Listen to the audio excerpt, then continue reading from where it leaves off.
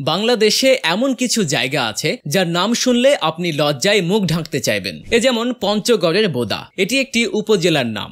বাংলাদেশের বিভিন্ন এলাকায় বোদা শব্দটি নারীর প্রজনন অঙ্গের প্রতিশব্দ হিসেবে ব্যবহৃত হয়, ফলে স্বাভাবিকভাবেই এই নামটি নিয়ে অনেকের অস্বস্তি রয়েছে। চাকরি সূত্রে যাদের বোদায় পোস্টিং থাকে তারা লজ্জায় কাউকে বলতেও পারেন না যে তাদের পোস্টিং কোথায়। তবে বোদা নামকরণের আলাদা ইতিহাস আছে। একসময় বোদা উপজেলায় বদেশ্বরী নামে একটি মন্দির ছিল, আর সেই বদেশ্বরী মন্দিরের নামানুসারে ওই এলাকার নাম বোদা রাখা হয়। বোদার মতো আরো একটি অস্বস্তিকর জায়গার নাম হলো সোনাপোতা। এটি খুলনা জেলা শহরে অবস্থিত একটি জায়গার নাম। সোনাপোতা নামটি অনেকের কাছে স্বাভাবিক মনে হলেও বাংলাদেশের কিছু এলাকায় এই শব্দটির ভিন্ন অর্থ রয়েছে। সোনা মূল্যবান একটি ধাতব পদার্থের নাম, এতে কোনো সন্দেহ নেই। কিন্তু বাংলাদেশের অনেক এলাকায় সোনা বলতে পুরুষের জননাঙ্গ বোঝায়। খুলনা জেলা শহরে সোনাপোতা নামে বেশ কয়েকটি স্কুল এবং অন্যান্য সরকারি প্রতিষ্ঠান রয়েছে, তাই নামটি নিয়ে অনেকেরই অস্বস্তি রয়েছে। তবে সোনাপোতা নামেরও রয়েছে আলাদা ইতিহাস। খুলনা শহরের যে অংশের নাম সোনাপোতা, আগে সেই জায়গাটির নাম ছিল ময়লাপোতা, কারণ সেখানে একটি বড়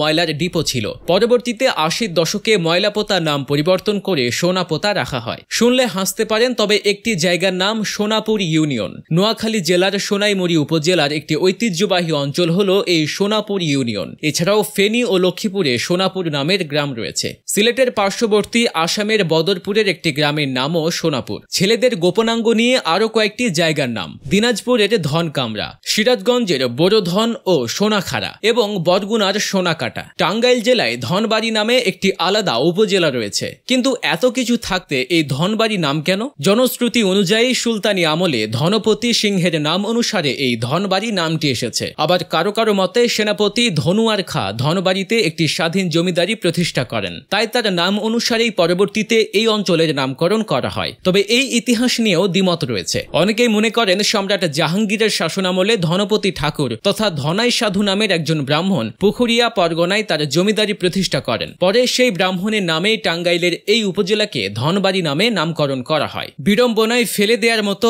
আরেকটি জায়গার নাম হলো ল্যাংটারহাট। চাঁদপুর জেলার মতলব উপজেলার একটি বাজারের নাম ল্যাংটারহাট। মতলব উপজেলার বদরপুরে একটি মাজার রয়েছে, যার নাম সোলেমান ল্যাংটার মাজার। এই মাজার থেকেই মূলত বাজারের নামকরণ করা হয়েছে ল্যাংটারহাট। এছাড়া ময়মনসিংহের গোয়াতলা ইউনিয়ন নিয়েও সোশ্যাল মিডিয়ায় বেশ হাস্যরসের সৃষ্টি হয়। গোয়াতলা ইউনিয়নটি ময়মনসিংহের ধোবাউড়া উপজেলার অন্তর্গত একটি ইউনিয়ন। গোয়াতলা ইউনিয়নে রয়েছে গোয়াতলা জামে মসজিদ, গোয়াতলা বাজার ও গোয়াতলা উচ্চ বিদ্যালয়। হাস্যকর কিছু স্কুলের নামও আছে, এই যেমন পাছার বাজার বিদ্যালয়, সোনাখাড়া সরকারি প্রাথমিক বিদ্যালয়, দুধখাওয়া সরকারি প্রাথমিক বিদ্যালয়। কিন্তু আশ্চর্যের ব্যাপার হলো এসব নামগুলো শ্রুতিকটু হলেও স্থানীয়রা সব নাম পরিবর্তনের বিপক্ষে। স্থানীয়দের যুক্তি হলো তারা যেহেতু এইসব এলাকায় জন্মেছেন এবং বেড়ে উঠেছেন, তাই তাদের কাছে নামগুলো আলাদা করে বিব্রতকর নয়।